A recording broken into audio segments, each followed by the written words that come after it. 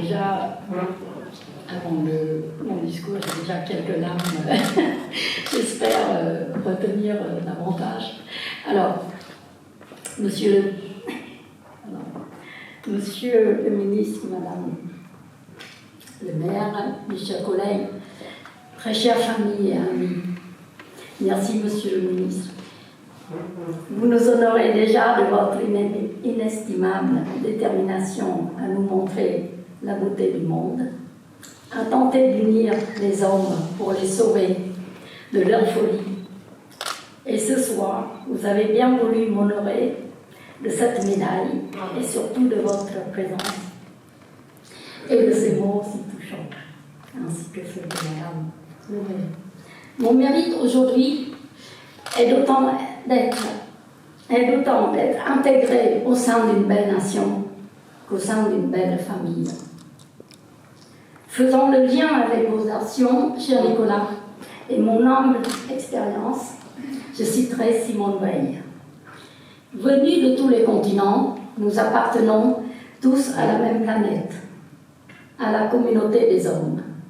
Nous devons être vigilants et la défendre, non seulement contre les forces de la nature qui la menacent, mais aussi, encore davantage, contre la folie des hommes. Cette folie, comme ça a été dit, je l'ai subie au Cambodge, traversée et fuie. Sans doute, aidée par l'espérance que nous avons tous de vouloir vivre en paix et en bonne intelligence sur cette belle planète, et y vivre aussi en communion de belles occasions, comme un mariage ou une remise de médaille.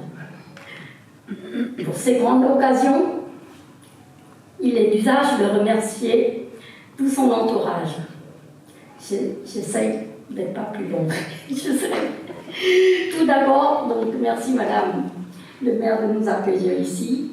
Effectivement, où votre adjoint, feu Monsieur Garino, a célébré mon mariage avec Christophe en 2001, avec beaucoup de solennité, d'humour et d'histoire. Madame, mes chères directrices, Madame Bretonneau, Madame Saint-Germain et Monsieur Boucher, ancien directeur des affaires juridiques, au sein de notre ministère de la Transition écologique et solidaire, la mission de publication et d'ingénierie normative vous doit. Si j'ai souvent forcé votre porte, vous avez cru en moi et en mes propositions, telle la refonte du bulletin officiel. Comme hier et aujourd'hui, j'espère être à la hauteur demain. En tout cas, avec ce podium, je suis vraiment à la hauteur. Merci à vous, Monsieur Cap, responsable de cette mission, qui a su voir au-delà de mon handicap et me faire l'honneur de devenir votre adjointe. Merci à vous, toute ma famille. Belle famille, ma famille.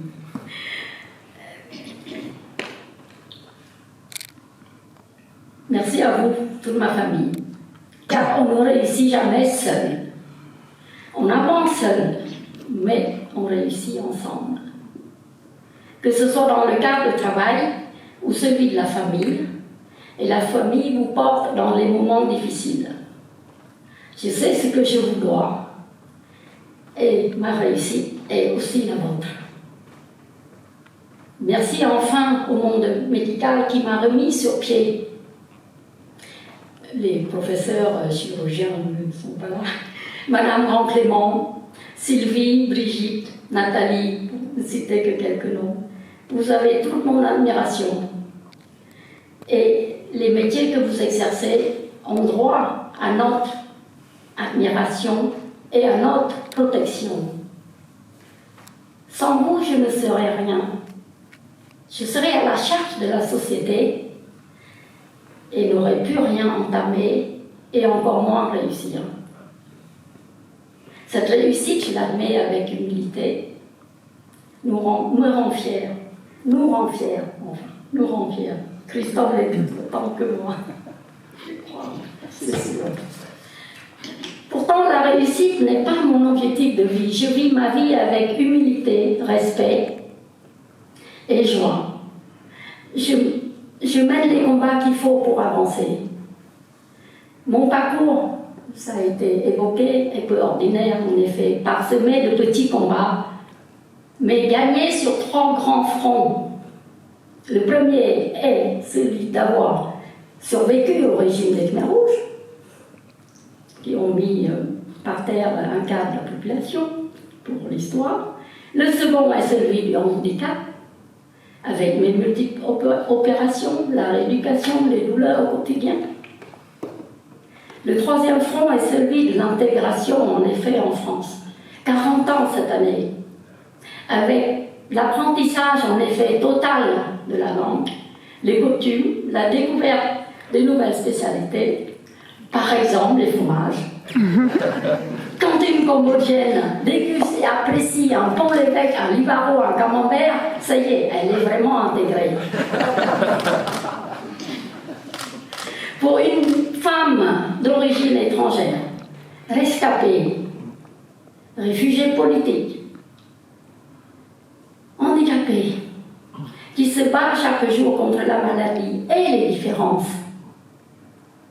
qui s'est même battue pour avoir le simple droit de travailler, et qui se bat encore pour prouver qu'elle peut le faire.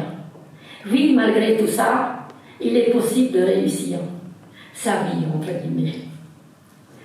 Peut-être que la réussite se forge dans les douleurs. Peut-être que la plus belle réussite est dans les yeux des autres, plutôt que des siens. Peut-être qu'en fin de compte, par nos combats et par les choix qui sont les nôtres, la réussite se mérite. Je terminerai en vous disant que cet ordre national du mérite, je souhaite l'éclairer de 3 valeurs personnelles. J'aurais pu choisir la liberté, l'égalité, la fraternité, car ces valeurs peuvent toujours révolutionner et porter notre monde vers ce qu'il y a de plus beau. Mais mes 3 valeurs sont celles du cœur. La première, l'exemplarité. Être exemplaire, c'est tenter de se parfaire chaque jour, de donner aux autres l'exemple du meilleur de nous. Il n'y a pas d'égalité sans exemplarité. L'exemplarité est à la portée de tous, qui que l'on soit. C'est juste un peu de volonté et de petites actions. Chaque petit pas est toujours une victoire. Ma deuxième valeur, l'amour. Il n'y a pas de fraternité sans amour. L'amour du travail bien fait, partagé avec ses collègues. L'amour que l'on porte à ses amis et à sa famille. L'amour de notre environnement. Du planton à l'abeille. De l'arbre de la rue à notre fragile vaisseau Gaïa. Comment peut-on aimer grand si on ne sait pas aimer petit?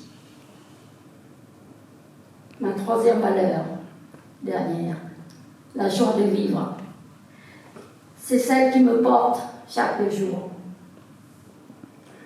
Cette joie de vivre qui doit éclairer nos actions et nos relations. Cette joie est en moi. Je n'ai pas de mérite. C'est juste un don de mon Cambodge natal. Le pays du sourire. De ce lettre pays du sourire. Tous ici, vous méritez que je vous offre cette joie de vivre. Et mes sourires khmers. Emportez-les, partagez-les à votre tour. Si je suis méritante, c'est grâce à vous. Je vous en remercie.